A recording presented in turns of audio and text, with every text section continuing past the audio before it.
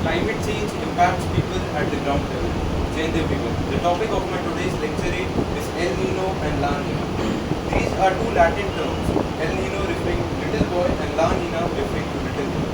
These terms are unique weather phenomena which take place in the South Pacific Ocean and influence the overall monsoon cycle of this area. Firstly we have to understand about the normal weather conditions. Normally a cold current known as the Humboldt current flows towards South America, because of which high pressure is developed here.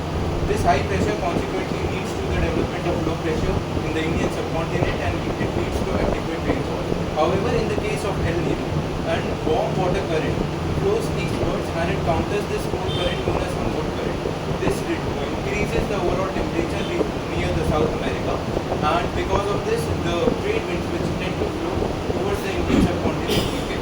This in a nutshell basically reduces the monsoon output. La Nina is just the opposite of El Nino.